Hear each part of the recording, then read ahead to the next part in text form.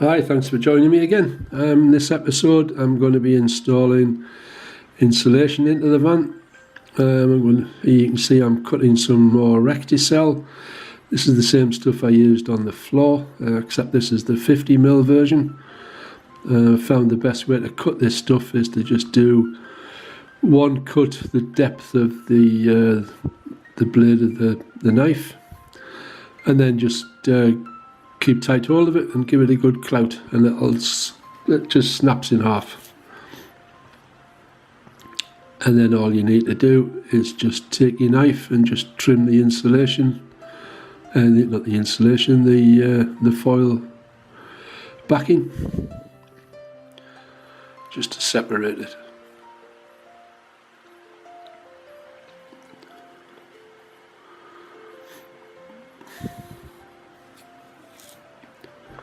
Now, I must apologise here for the camera angle. As you can see, I've got it in the wrong position, so you can't actually see what I'm doing, but I'm just offering up the insulation to the gap to make sure it's the right size, and see that it isn't, so I'm just going to trim it. I found the best thing to trim this stuff with is an electric knife. It just cuts it no problem, and you end up with hardly any mess at all.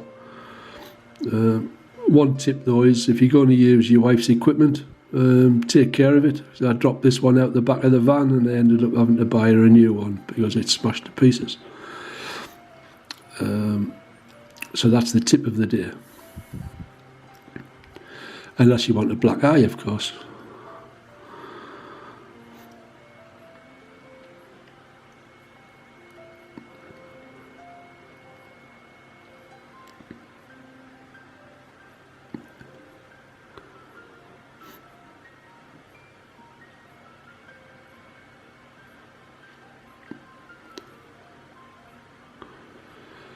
Now these are the things I'm using to hold the insulation to the roof. They're called stick pins. They've got an adhesive backing on them, and it is very sticky. So when you put them in position, make sure you've got them in the right place, because they are very difficult to get off once you put them on, as I found out to my cost. I think I used 4 for each piece. Obviously it depends on the size of the piece you're using, of course.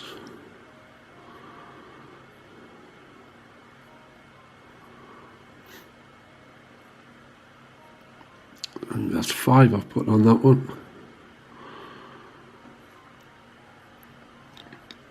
So then you just offer it up to the pins, and the pins just push straight through. You must get it into position, the right position first before you offer it up.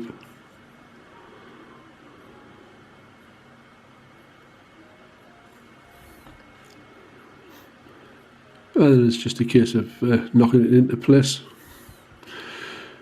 Try and remember where the pins are though. You don't want to be punching the insulation and find out you've punched one of the pins. The pins I bought were actually a bit short. I bought 63mm, and for some reason I didn't get enough. They weren't coming through enough. It must have just been the curvature of the roof. So I ended up trimming a little bit of the insulation away, just to be able to get these caps on. These just fit over the end of the pin, and I found the easiest way to put these on. I've eventually realised that the camera's in the wrong position. Yeah, the easiest way I've found to put these caps on is to use a socket, and just use the socket to hammer them on, or anything circular basically. Excuse me. And it just knocks straight on.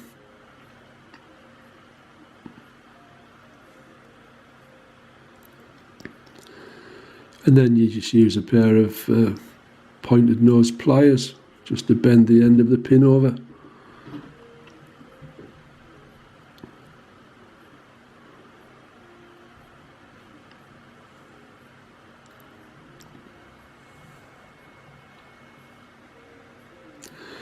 And that's the picture of the whole roof done with the insulation.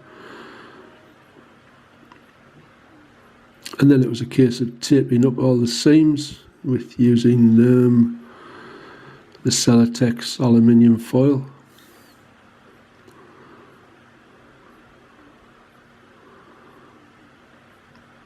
I think I used the 75mm tape, I think it was, or thereabouts, 75 or 78, I can't remember offhand the exact size of it.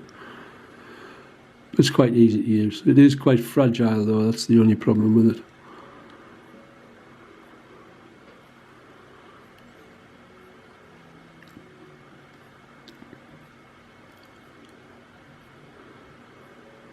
I was just going to use this, but decided I was going to put a plastic sheet on as well because I wasn't happy with the foil. It kept tearing in places, and I thought, well, it's not, unless you get it absolutely perfect, it's not going to give you a full seal, you know, to stop the moisture getting through.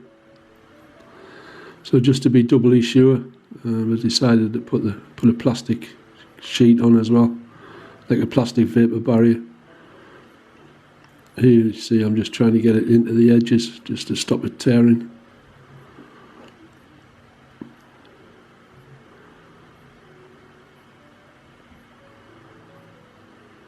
I probably could have got away without actually putting this foil on, but I didn't decide to do the plastic vapour barrier on the roof until I was sort of 2/3 of the way through it. That's the whole roof done. You can see I've done the edges as well, around the sides. This is me putting the plastic on. I've already done the first piece, and I'm just using a double-sided sticky tape to hold it up initially.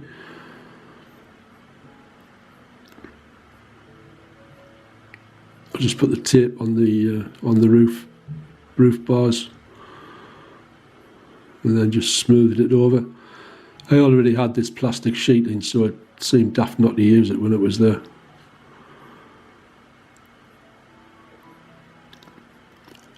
And it's just a case of trimming it down and then taping up the seams with the same Celotex aluminium tape. Now I'm going to cut some ply strips to go on the roof bars. This for to not only hold up the plastic, but they also for fixing the ceiling battens too, or the material for the ceiling, I should say, that I'm going to be using.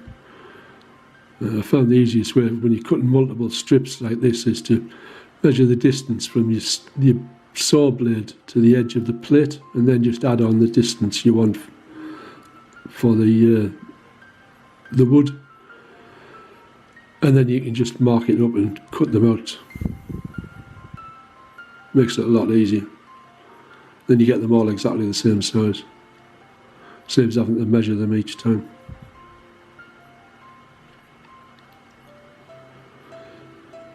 I changed the blade on this circular saw as well for, I think it's a 70 or an 80 tooth, and it gives it a much finer cut, stops all the tear out.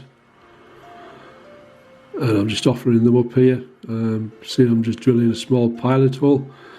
I used self-drilling stainless steel screws, but found it took forever for it to cut through the steel, so found it was a lot easier just putting a small pilot hole in and then putting the screws in. Screws went in a lot easier.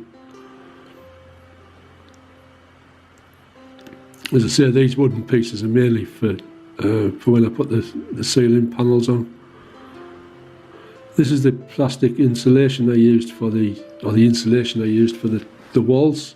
As you can see, it's made from recycled plastic bottles, and it's non-hydroscopic as well, so it means it doesn't absorb any water. Unlike wool-based insulation, which absorbs water like nobody's business. It's one of the worst things you can put in a van is wool-type insulation. So I used this. I used actually 8 packs of this in the sides of the van. I think I used 4 rolls, just filling all the little nooks and crannies. And this is the walls all plastic lined and filled with all the insulation now. As you can see, I've taped up all the seams, all the joins around the ceiling and on the floor, around the wheel arches, any little bits where there was gaps. I've taped all that up. As you can see where that hole is there, that's where the toilet access is going to be. So I just made sure that it's completely sealed now. There's no way any moisture is going to get through this. It's all completely, the insulation is completely sealed inside the plastic. And I did the sliding door as well. So that's it. Thanks for watching. Hope you enjoyed this one. See you again.